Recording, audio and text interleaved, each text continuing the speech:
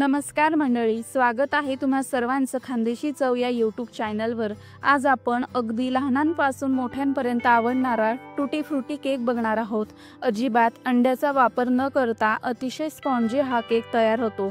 तुम्ही बघू शकतात किती मस्त स्पॉन्जी केक तयार झालेला आहे।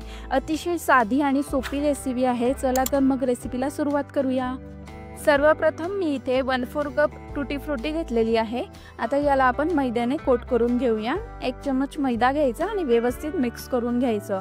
यामुळे केक आपला छान फुगेल आणि चेरी तळाला जाणार नाही। आता हे साईडला ठेवून घेऊया। आता केकचं बॅटर तयार करण्यासाठी मी इथे 3/4 कप दही घेत आहे। त्याचप्रमाणे 3/4 कप पिठी साखर घालायची आहे। साखरेचं प्रमाण मी इथे थोडं कमी घेतलेलं आहे, कारण आपण यात टुटी फ्रुटी सुद्धा घालणार आहोत। त्याचप्रमाणे अर्धा कप तेल घालायचं आहे। त्यानंतर 1 चमचा व्हॅनिला इसेन्स घ्यायचा आहे। हे पूर्णपणे ऑप्शनल आहे। आता हे साखर विरघळेपर्यंत व्यवस्थित मिक्स करून घ्यायचं आहे। तुम्ही बघू शकतात सर्व साहित्य व्यवस्थित मिक्स झालेलं आहे। त्यानंतर एक चाळणी घ्यायची, त्यात 1.5 कप मैदा घालायचा, 1 चमचा बेकिंग पावडर घालायची, पाव चमचा बेकिंग सोडा घालायचा।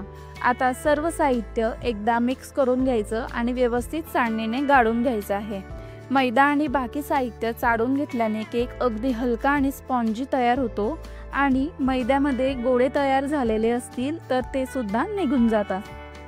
आता सर्व साहित्य अगदी हलक्या हाताने व्यवस्थित मिक्स करून घ्यायचं आहे। साहित्य व्यवस्थित मिक्स करून झाल्यानंतर यात गरजेनुसार दूध घालून सैलसर बॅटर तयार करून घ्यायचं। बॅटर जास्त पातळही नाही आणि जास्त घट्ट सुद्धा करायचं नाही। मला इथे बरोबर अर्धा कप दूध लागलेलं आहे। इथे दुधाचे प्रमाण कमी जास्त होऊ शकते। इथे आपले बॅटर तयार झालेले आहे। आता मैद्याने कोट केलेली टुटी फ्रुटी घालून घ्यायची। मी इथे थोडी टुटी फ्रुटी घालायची राहू दिलेली आहे केकला गार्निशिंग करण्यासाठी। व्यवस्थित टुटी फ्रुटी मिक्स करून घ्यायची आहे। त्यानंतर मी इथे अर्धा किलोचा केक टीन घेतलाय।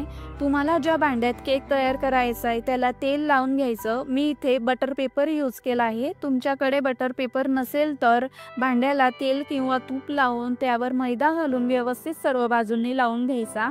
आता तयार केलेले बॅटर यात घालून घ्यायचं आणि 2 ते 3 वेळा भांड्याला टॅप करून घ्यायचं आहे।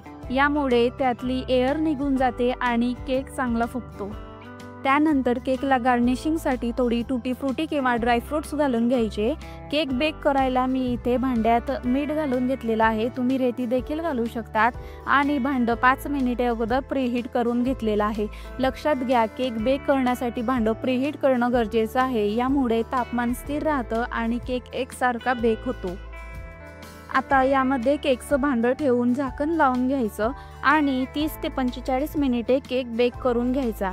इथे गॅसचा फ्लेम लो टू मीडियम ठेवायचा आहे। तुम्ही ओव्हन यूज करत असाल तर ते सुद्धा प्रीहीट करून घ्यायचं। आता ओव्हनसाठी टेम्परेचर 180 डिग्री सेल्सिअसवर 25 ते 30 मिनिटे केक बेक करून घ्यायचा आहे। 45 मिनिटे झालेली आहे। आपला केक चांगला बेक झालाय की नाही चेक करून घेऊया। तुम्ही बघू शकतात सुरी सहज निघाली, सुरीला बॅटर चिटकलेले नाही, म्हणजे आपला केक मस्त बेक झालेला आहे। आता याला काढून घेऊया आणि थंड व्हायला ठेवून द्यायचा आहे।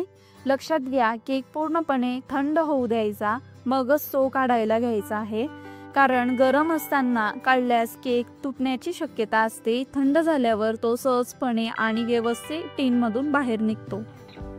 केक टीनमधून बाहेर काढून घेऊया। तुम्ही बघू शकतात आपला केक अजिबात टीनला चिपकलेला नाही आहे। बटर पेपर यूज केल्याने केक टीनला चिटकत नाही। तुम्ही बघू शकतात अगदी परफेक्ट आपला केक तयार झालेला आहे। अतिशय स्पॉन्जी आणि नरम झाला आहे। याचं टेक्स्चर पाहूनच तुम्हाला कळालं असेल किती मस्त आपला केक तयार झालेला आहे। आता तुम्हाला कट देखील करून दाखवते। बघू शकतात आतून देखील एकसारखा बेक झालेला आहे, फुलला देखील एकसारखा आहे।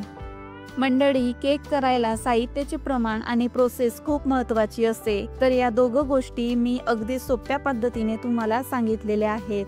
तर तुमच्या बर्थडे पार्टीला किंवा आता क्रिसमस देखील जवळ येत आहे, तर हा केक तुम्ही नक्की करून बघा। रेसिपी तुम्हाला कशी वाटली ते कॉमेंटमध्ये नक्की सांगा। तसेच रेसिपी तुमच्या मित्रमंडळींमध्ये शेअर करायला विसरू नका आणि जर तुम्ही चॅनलवर नवीन असाल तर सबस्क्राईब करा, कारण अशाच भन्नाट आणि खास रेसिपीज तुम्हाला पुढेही पाहायला मिळणार आहेत। चला तर मग नवीन रेसिपीसाठी लवकरच भेटूया, तोपर्यंत धन्यवाद।